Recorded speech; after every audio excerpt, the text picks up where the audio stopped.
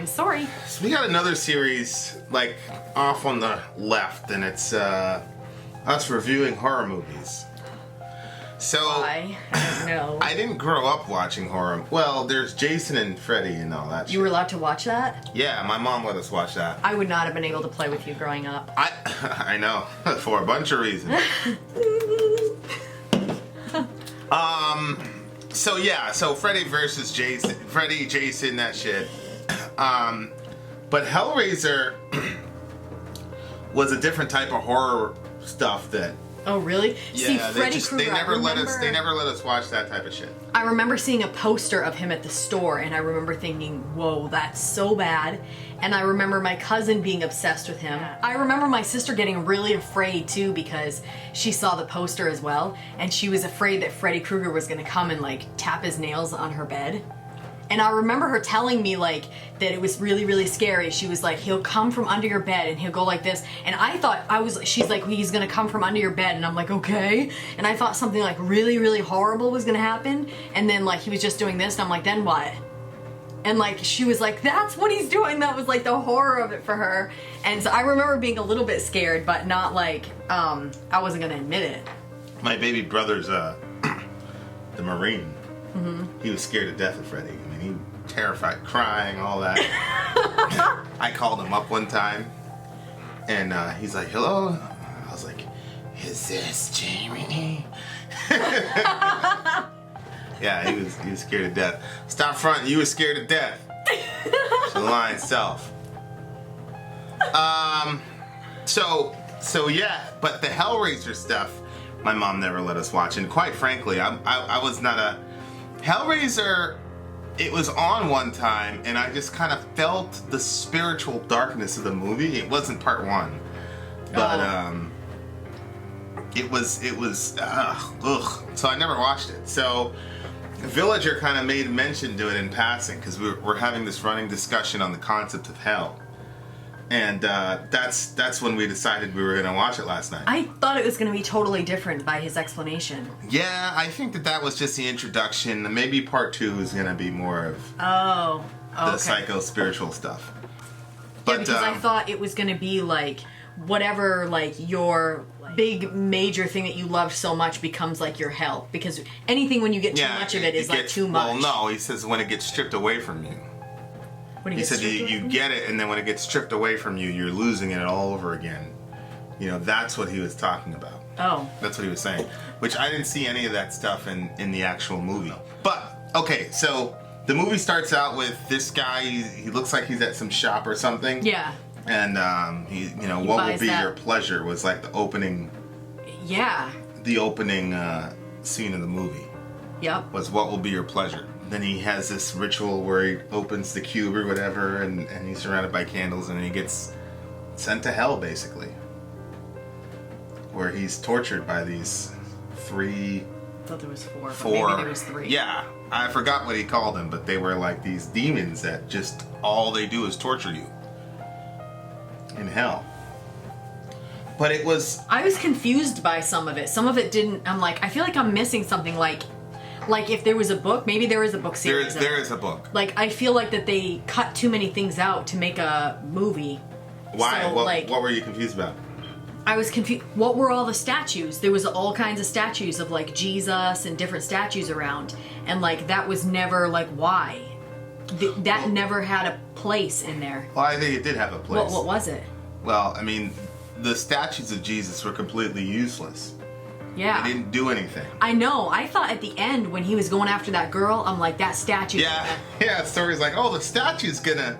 Not that I think a statue can help somebody. No, but in the concept of the movie, I thought, oh, okay, the statue is gonna be... Because it, like, randomly this huge Jesus is, like, falling out of the closet at her, and she's, like, having a shot, and all it was actually making matters worse. Well, yeah, and I think that there's a message there. Well, I think that there's a message in that, but I didn't think that was the message they were going to be trying to communicate.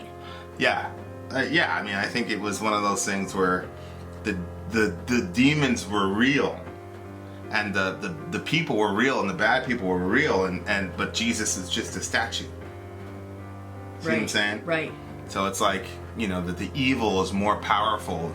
The supernatural force of evil is more powerful than the supernatural force of good. or the supernatural force of evil is more present in the world than good. You know, these demons can like materialize in physical form and actually affect our dimension, but Jesus is just a statue. Whoa.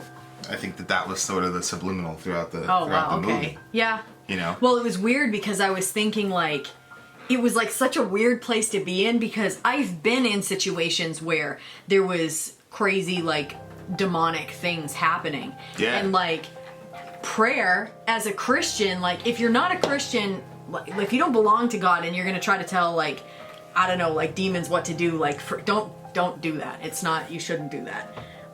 Well, there's that story in the Bible where the sons of Sceva. Yeah. Yeah, although the most of like the spiritualists, like most folks in our crew who've probably had supernatural experiences would probably say that they had good experiences with these spirits. You know what I mean? Like they, you know. Yeah, I mean, I knew this woman that was having, she said that there was like a spirit that was in her house, and she said it was a little boy, and the little boy would play with her son, and then like everything, she was like, oh, she felt bad for it, and like a lot of sympathy toward it, and then she said like, all of a sudden, like, this person wasn't a Bible person or anything like that, and she said that like, it started getting like mad at her kid and mad at her and like throwing things around and like it was like really bizarre, and she didn't know how to stop the situation from happening. So I mean, she called my parents, so my parents went and prayed and stuff and it stopped, but she felt bad, like she felt like she was doing a bad thing by getting that out of there because she felt like it was, I think that lots of people have this belief that after you die, you're kind of like, if you have unfinished business or something like that, you're kind of in limbo and you're kind of stuck there. So she wanted to give this little boy like a place to stay, but all the while, that wasn't the situation. So yeah, but she felt bad when she made it leave. To me, the movie was like it was like such an extreme version of like masochism and like the real extremes of hedonism. Yeah. You know, because it starts off with what will be your pleasure, and even when he was describing the character Frank, who ended up in hell or whatever, even when he was describing it, he was talking about pain and pleasure and all that. Yeah. And you see at the end when he got caught and the stuff started going into his back, he smiled a little bit. He did? Yeah. I didn't see that. Yeah, he had this like sick kind of smile, because he enjoyed it at one level, but it was torture on the other level, and it was just like, and so there's this character Frank, and then he's with this woman who's about to be married to his brother. Yeah. And I forgot what the woman's name was, which is terrible because she's kind of like the main character in the story. Yeah. But there's a flashback of Frank. Basically, Frank is like a sex addict, basically. Right. Yeah. And he comes in, and his brother's about to marry this woman. Let's call her Susie. And he basically seduces Susie in like a day. And there's this sex scene where they're having sex on her wedding dress. It was very crazy. Yeah. And at the end, I don't know if you remember it, at the end of their little soiree, he says, "It's never enough." Oh yeah. Oh, I heard that. Which gives you insight into what led him into going after the cube and going after all the masochism and all that stuff, because he had pretty much exhausted everything he could have in the natural world. So now he wanted some supernatural thing that led him to hell. Right. Which I always say things like, people make points that they don't even realize that they're making. But when you talk about hell and the concept of hell, I think Dante kind of extrapolated that point a little bit, that hell is the indulgence of the sinful shit that you indulged in here, and you can't stop. And it continues to increase, and it gets destructive. So on the one hand, he was enjoying it, but on the other hand, it was torture for him. And so he put himself in that situation because he'd exhausted all the sort of sexual appetite that he could have in the natural world. And it led him into that place. And I think my worldview is that that's accurate. That if you can't control yourself, and you can't control your urges and keep those things balanced, that's what hell is. It's an eternal existence where you're constantly chasing those things. It's never enough, and it gets progressively worse, and you won't reverse. You know, there's a lot of shit that goes on the earth, you know, that God holds us back from and doesn't let us engage in, because you know. But what if you were in a society where there were no restraints on what you could do? And I think that's just hell. I think that's what hell is. You know, it's just it's a society where you have zero restraints whatsoever. You know, and what was interesting though was the wife. Like she was completely devoted to Frank. Yep.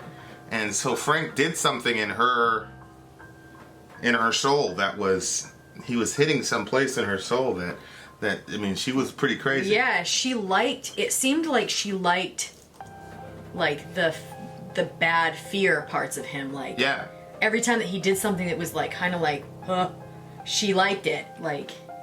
Yeah, and he, you know, when he comes up out of hell, he's just this grotesque figure. Yeah. And once he convinces her that it's me, it's Frank, we can be back, we can be together. He basically needs human blood to regenerate himself. Right. And you progressively, it was wild seeing her, like I felt like they actually did well with that part, like showing how the first time she was like really shook up from killing somebody, and then the second time it was a little easier, and the third it was just getting easier and easier for her. Till she does it to her husband. Yeah. You know? Yeah, because at the beginning, when Frank is coming out of the closet and he's gonna kill her husband, she starts saying, no, she couldn't, you know, bear it. And then friggin' at the end, she's, I mean, I don't want to sound too crass, but Frank is wearing her husband's skin and they're fucking over there, and she's not even like that. I mean, I can't even imagine that. Like, that's strange. Ugh. I was kind of nauseous. The movie. I was confused, and that kind of like made me very nauseous. Yeah, I was just like, and in the other part that was like really fucked up was that it was like I was rooting for the bad guys, like the demons. I wanted the demons to come and drag Frank to hell to get him away from that little girl. Oh yeah. So I'm like, where are them demons at? Yeah. At the very end, you were hoping that the Xenobots or whatever they were, I was like, I hope they come and get this guy. Yeah, because you didn't want the girl to get hurt. Right, exactly. I mean, that's not really rooting for the bad guy. Well, but you know, when both characters are bad, he said, "No tears, please." How did you know he was going to say that? It was from Cradle of Filth. It's a Cradle of Filth song. Yeah. So how did you know that line was going to be in there? Because it was him. Oh, he's the guy? He's the guy that said that. No tears, please. Oh, okay. I didn't know that. Yeah. Speaking of Cradle of Filth. You said that, I was like, what? Speaking of Cradle of Filth. Let's just leave that there. Yeah. It was a completely, and you know, so these guys, these Xenobots, whatever, there were these 4 guys, and then, you know, the Pinhead character was like the leader of them, and their whole job was to just inflict as much pain as they possibly could. Yeah. And they were like, one of them, their neck was peeled. I'm like, yeah.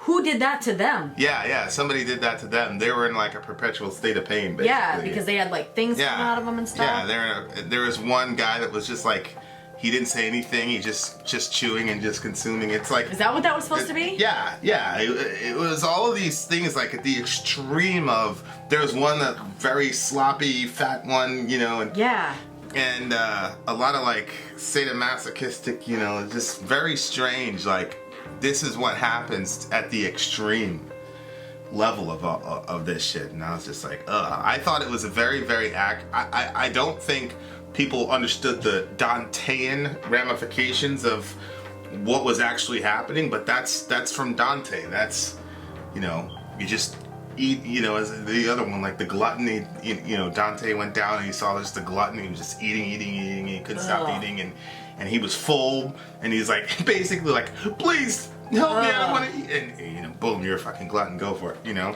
So, pretty terrible. Oh my gosh. But I do think, I told somebody one time with hell, because, you know, we've had a conversation about hell, and we talk about it a lot, and the idea that God is just wrecking people forever and just down there beating the hell out of people forever is hard for us to reconcile. Yeah. I don't. I just think we're missing something on that. No, I don't think that that's him. I agree. I don't think that that's him, but I do think if he were to say, look, I do think it's terrible. I gave you all this life on earth. You went out of your way to show me that you don't want to live under my law. You don't want to live under my rules. You want to do your own thing. You've never experienced life without me. Without me. And Without you've never my grace. experienced life without my restraints. Because Yeah. there's so much freedom within rules and laws and parameters. Yeah. Like, you couldn't play a sport if there weren't rules. It wouldn't be fun. If you could take the basketball and take 16 steps and go to the hoop, it wouldn't be a fun game. It's the rules that make the game fun. That's true. That's true. It's the same thing with music theory. You just everything would be a Kerry King solo. So I think, to me, like, where am I right now? Hell is like God saying, okay, I get it. You don't want to live with me. You think I suck. You think it's boring. You think that your way of living is like the high. So I've tried for an entire lifetime. Go for it. And so you get millions of people who are all clumped together, who can do whatever they want with zero restraints or consequence. Mm-hmm. And to me, that's hell, because you would immediately make that existence hell. Right. And the next day would always be worse than the previous one. Forever. So. Well, and again, I don't know if this is what our friend there was talking about, but like when he was talking, I remember thinking like, whoa, like what if hell was like you remember how when Frank was coming back, he was like, ugh, he's like, I'm in pain. His nerves were coming back. Are starting to come back. He had lost all of his nerves from them friggin' ripping him to shreds. Yeah. And then he starts coming back. So like, if that's what hell was, it was like progressively get bad, and then you progressively like feel better, and then you have to go back to feeling worse, so you never get used to wherever you're at. Wouldn't that be like, oh? Yeah, but again, that would assume some sort of like God would be like regenerating the person just so they can feel pain, and I just don't see that in God's character. But I have seen people in a version of hell that refuse to get out of it. Oh yeah. I have seen people, I've told, your life is a wreck. You're wrecking everything. You're ruining everything. You're in isolation. And they'll tell you right to your face, I know. And they'll it's just like they've just turned this corner where they've decided that no matter what, they're going to go after that thing. So, the last line that Frank said was very spooky to me. What did he say? Remember he said Jesus wept? Oh, yeah. And then they tore him apart. It was right before he popped. Yeah. I didn't understand what that was sick. there. That's probably one of the sickest moments in TV for me. Like, it's making me nauseous right now. Really? So, I just was confused. The term Jesus wept is found in John chapter 11, and the context was Jesus' friend Lazarus had died. Yep. And he was going to go resurrect him. Mm-hmm. And so Jesus and all of Lazarus' family was like, oh, if you'd have been here, this wouldn't have happened, yada, yada, yada. So Jesus said, show me where you laid him. And then they said, here he is, Lord. And then Jesus is weeping at the gravesite. And the people respond by saying, see how he loved him. Mm-hmm. And so Jesus is weeping in the context of, in my opinion, seeing death and all the ways that death separates people from people. Yeah. But he was about to raise Lazarus from the dead. Well, in the movie, this guy had been risen from the dead. Right? Because remember, he was dead, or he was in hell, and he had been risen from the dead. So, true. So the idea, the concept of Jesus wept it was right before they pulled him apart, but that was just the beginning of his suffering. And basically, I think what he was saying was that what he was suffering was worse than what Jesus was suffering. What? Because he said Jesus wept with a smile. He was smiling when he said it. know. So he's basically saying Jesus suffered nothing compared to what I'm suffering. Oh, really? I think that's what he was talking about, because he was like smiling like he had nothing to cry about. Believe me, like, look what I'm dealing with. Basically, I think it's what he was trying to say. So of course he doesn't understand the concept of penal substitution. So penal substitution is the idea that whatever sucks about hell, I don't know what hell actually is, and I don't want to know. But whatever sucks about hell, that Jesus bore that for everybody. Yeah. So that Jesus bore millions of hell simultaneously. And we can't even we don't have a concept of how much suffering Jesus endured. Like, even the shit that you see in Hellraiser, the guy gets ripped apart. Like, it's nothing compared to what Jesus actually suffered in the spiritual realm, because we have no idea what it means to bear sins or whatever. Right.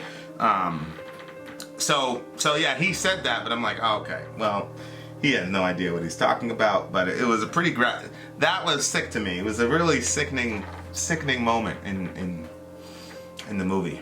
But yeah, I didn't. I feel like I was too confused to be sickened by it, because I was like, at that point there was still so many things that I'm like, yeah, but what the heck? Why? Like, I didn't understand, like who, there was still so many questions at that point, because we still didn't know who that random guy was that turned into a friggin' bird. I mean, the devil. That was supposed to be the devil? Yeah. And then he took off with the box at the end and stuff, but like, yeah, some of it was I didn't just understand why the box could stop those demon things. Like, I didn't understand the connection between that. Is there something about this box that I don't know? When you reverse the puzzle, then they had to go backwards. Why? I have no idea. That's not what makes demonic things stop and go away. Yeah, you don't but reverse a friggin' puzzle. They're not in your world. You know, yeah, but even it's just unlocking and going into a different dimension was the idea. Yeah, I don't know, like, I wasn't feeling it. Plus, like, first of all, when that girl got stuck in that room at the hospital and she was locked in there, and then, like, everything was, like, opening up because she was going, like, I don't understand. Why did she hear the baby screaming? I don't know. Or was that just to make it creepy? Yeah, baby's crying. I know. That's a scary sound. They'll torture you. That's one of the things they use in torture. Are you serious? They'll just play babies crying for a very long time. And it breaks people, for sure. Yep, I can. Watch out. I remember when my daughter would wake up during the night when she was a baby, and I would go in there to, like, feed her and stuff. Like, like, as I'm walking in through the dark toward the room and the baby's, like, screaming, like, it would make me nervous. Really? Hurry up and turn the light on. Yes. It's just so weird. They're, like, screaming. So, okay, let me just start feeding you. You're good. Yeah. I don't know. Yeah, so it wasn't like I wasn't scared in the movie. At all, but yeah, it was pretty gross stuff. And the special effects were cheesy. Well, yeah, they were terrible. 1987, yeah. It's like 30 years ago, you know. I mean, at the time, I'm sure that they were really good, but watching that woman digress to the point that she did was like sick. Like, I can't, like, the concept of, like, putting my hands on somebody like that, like a hammer or something, like, I could see, you know, I don't think that we should kill other people, but, like, if I was in a situation where I had a weapon and somebody was hurting one of the kids, like, I don't know what I would do in that situation. Like, I would hope that I would not, you know, kill the person or whatever, but I don't know. But then in a situation like that, like, I have a hammer, I don't know.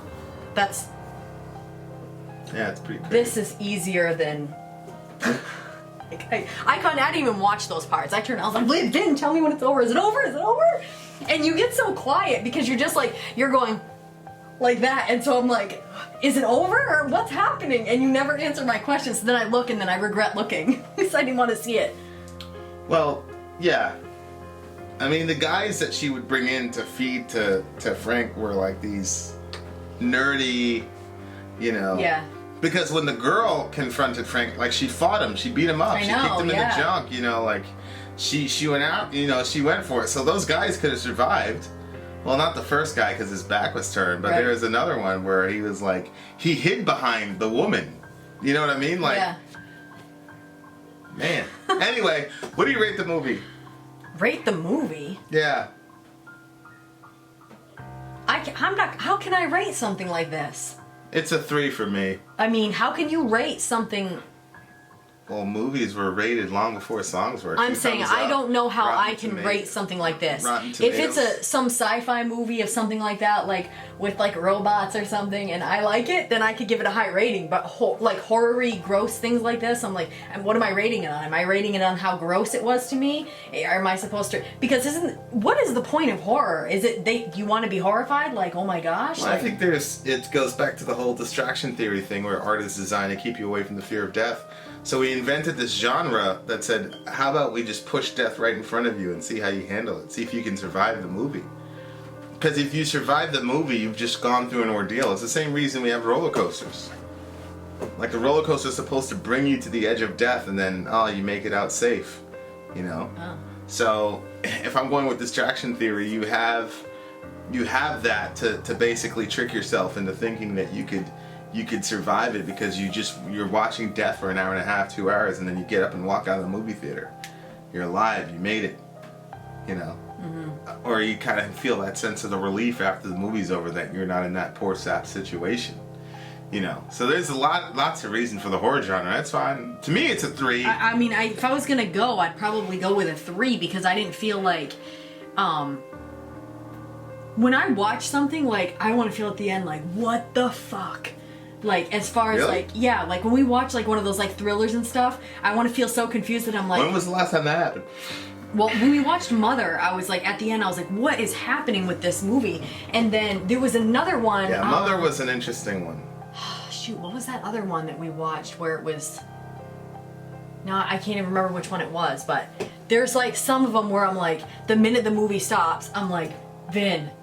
And then we start talking about it, it turns into this big discussion. Yeah. Although last night, I would have wanted to talk through this one because I was like, what the heck? Like, there was confusing points to it, and it was... Some of it, though, was funny. And I don't know why I thought it was funny, but it was, like when she was... Some of it was just so, like, this would not happen. Well, yeah, like when she's carrying the body from when one she was room carrying to with another. the small legs, and then her with the socks. husband was... So she's got a dead body up in the room.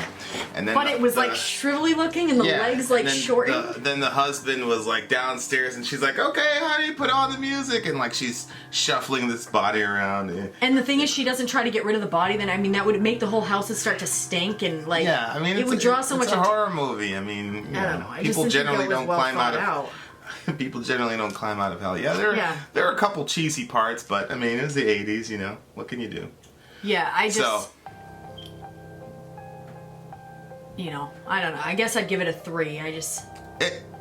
Well, I'll kind of bump it up a little bit to a 5, because the concept of the Dante kind of, not references, but the idea that it's pleasure in its most extreme form, when you overindulge in it, can become its own hell, I think is a very provocative and very true concept, and I think that's important. It's an important message. I would agree with that. I think I'm gonna further piss people off and say that I think that they should have named that Pinhead character, because I think Pinhead is the stupidest thing.